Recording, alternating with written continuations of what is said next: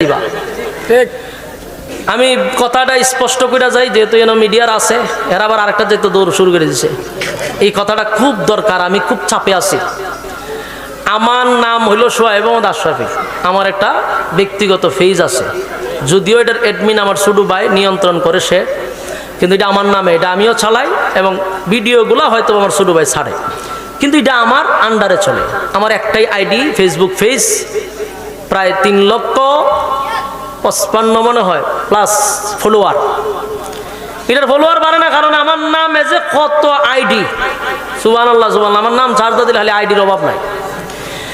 এখন ঘটনা কি হয়েছে, সেম ছবি সেম নাম দিয়া এরা আইডি কুলার পরে আবার নিষেধার লিখে দেয়, আমার এই ডেটগুলা খালি আছে, তাড়াতাড়ি যোগাযোগ করুন, সাথে পাইবেন সিদ্দিকিরে, সাথে পাইবেন আরেফ বিন হাবিবরে, সাথে পাইবেন এই এরারে, বাস তাড়াতাড়ি নাম্বারে যোগাযোগ করুন। আর বাংলাদেশের মানুষ হলো হুসুডে বাঙালি, একবার ভাবে না যে উনার মতো বক্তা কি ফেসবুকে এই প্রোগ্রাম চাইব, উনার এত প্রোগ্রামের কম পড়ছে। আচ্ছা, এগুলা যাচাই বাছাই নাই, বাস এই নাম্বারে দেয় ফোন দিলে, কয় হুজুর আমরা তো ডেট লাগবো, কোনো অসুবিধা নেই, কোন ডেট লাগবে বলেন, এর কাছে আবার সব ডেট খালি থাকে, তো এমন ডেট লাগবো, তো 20,000 পাঠাই দেন। আর তেরা হুজুর টেহাতে পাঠাইতাম, তা আপনার সাথে তো পরিচয় না হইয়া ফ্যাকাস করেন, ভিডিও কল দেন। এই হলো ব্রেকমেল। ভিডিও কল করলে তো যে কোনো মানুষ করবো, তাহলে তো হুজুর ঠিকই আছে। এখন কত নাম্বারের প্রতারক যে ভিডিও কলটারে দিয়ে মানুষের ব্রেকমেল করে, এখন আপনারা বুঝাই দিই।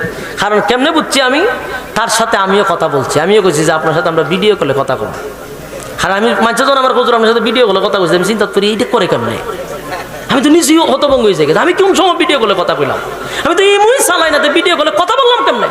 তখন আমার লোক দিয়ে ফোন দেওয়াইছি প্রোগ্রামের কথা কইয়া, তো কইছে হুজুর আপনার সাথে একটু দেখা করো না, ভিডিও কলে কথা কন।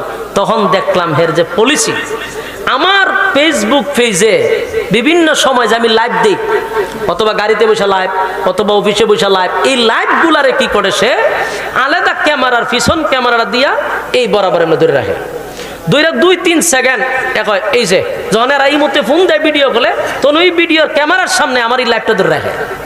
2-3 সেকেন্ড ধরার পর দেখছেন হুজুর খুব ব্যস্ত, ওখানে কথা কোন যেত না, শেষ 2-3-4 সেকেন্ড পাবলিক আছে, যাক হুজুর তো দেখছি, তে হুজুর নাম্বার দেন, বাস টেকা পাঠাইয়া দেয়। ফেকা ফাটানোর পরে এরপরে ব্লক মেরা দেয়, ওখান তো কমিটি কয় হুজুর দি ফোন ধরে না, ঘুরাইতে এরপরে গিয়ে আমরা রিয়েল নাম্বারে ফোন দেয়, দিয়া হুজুর ইমতে কথা কইছিলাম, আমরা দি ফোন ধরেন না, এখন মনটা কিতা কয়, মনের আর কত বুঝাইতাম আমি। এই জন্য জায়গায় জায়গায় বলছি সাবধান, মোবাইলে কোনো প্রোগ্রাম নাই। এবং আমাদের যে নাম্বারগুলো আছে, বিশেষ করে আমার পেজে, ওই নাম্বারটা আমি বইলেও দিছি, স্ক্রিনে দিয়েও দিছি। এর বাহিরে ইউটিউব চ্যানেল যেটা আমাদের, ওখানে একটা নাম্বার আছে, ব্যতীত ফেসবুকে যদি কেউ এই মুহূর্তে কথা কইছি, বুঝবেন এটা বাটপার।